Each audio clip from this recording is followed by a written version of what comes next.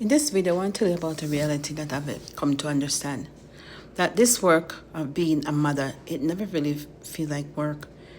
When I started working with Down syndrome kids and other kids with disabilities, many of them were abandoned, some were neglected, some was found in the trash. I mean, literally left in the trash. They were unwanted. Things, see them as, discarded, useless people. I don't say that to shock you, but I say it as a reality. But here's what matter. That work never felt like work. I felt fulfilled while doing it, energized during the day, and sadly, when the day ended because I had to leave, money barely registered. Going to the bank to cash my check felt like an inconvenience. I kid you not. So though the salary was small, and if I'm honest, I would have gladly refused it if I hadn't been a single mother who needed to survive and take care of the kids, right? What matters was the work itself, the presence, the ability to go to work and take care of those children, take them from messy situation, give them an haircut, give them a shower, feed them, clean up their environment, play with them. Yes, I was one of those caregivers who is caught running around the place with the children because I wanted to bring them joy. Didn't realize that this was like my course. This was like my life. Through my pregnancy, people said things like, hey, these children are going to become like them other kids there. What if your baby is born looking like one of those retards? Man, I didn't argue with them. I didn't explain anything because I couldn't. I didn't defend myself. I just show up at work as a expecting young mother. And actually, each of them children that I have kind of grew up with them children at the children's homes at times. So, because when you're rooted in purpose, you see, fear-based commentary loses its authority. I'm telling you.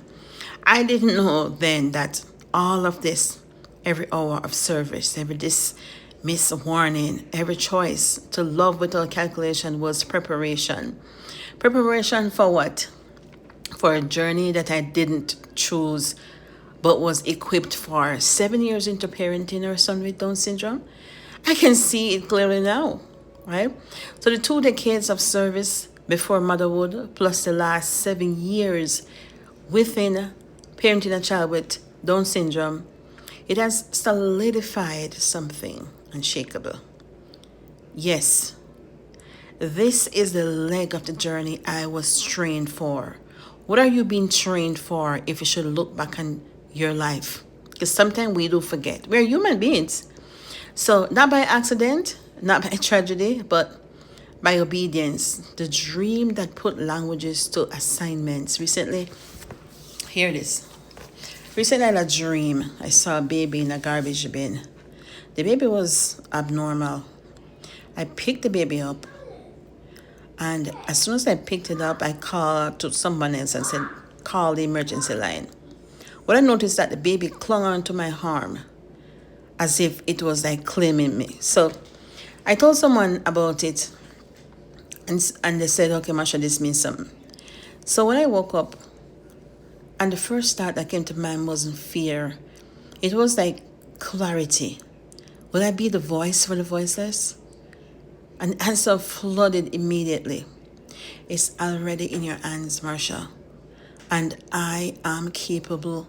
You have served the course. You have run the race. You cannot now look back. You have what it takes to speak into the life of someone else who are newly diagnosed.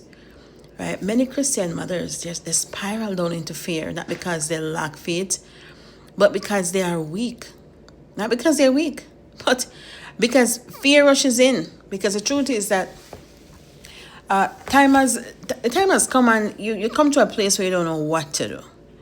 So that's why I'm opening a community for newly diagnosed Christian parents, especially mothers and fathers. This community will function as an emergency line. Not panic, not noise, but clarity. A place where fear is interrupted, peace is restored, and the truth is replaces speculations. And mothers can see what is possible in real life so they can lead their families forward with peace, faith, and confidence. Because you see, you don't want to be told how to lead a family because your situation is unique. You got it inside of you. That's just what God does. But if you can get the fear and the anxiety under control, you can do the rest, right? This whole thing didn't suddenly become a voice for the voiceless. It has been doing this work my entire life. It has been doing and showing up for these children, right? The form has changed. The assignment has clarified. But the purpose is to lead special moms to take his hands. Take his hands and walk with him. Walk with what is peace. Because without this peace, then the enemy will come in and flood your heart, take over, and take you out of your rightful position of leadership, leading your family. You know what to do. But if you can get the fear under control, keep it at bay, and stand in the leadership, we're onto something. Keep an eye out because it's unfolding, and I'm excited for what's coming. If you're a newly diagnosed mom, I pray that you will come back to this channel. I pray that you join the community that is open just for you. This is a place where you are going to be shown what's possible, what reality looks like in the everyday life of mom with children with Down syndrome and disabilities. You are loved. It is not your fault. It is not because of your age. It is nothing that you had done or your spouse has done. Yes, I know the pressure can be very loud. However, you are the leader in this position. And no, it's not your age. It's so that God's glory can be manifest through your child. I know you can see it now. You can't receive that right now. But that is why we're first going to lean into his peace, because his peace passes that all understanding. Until next time, walk good.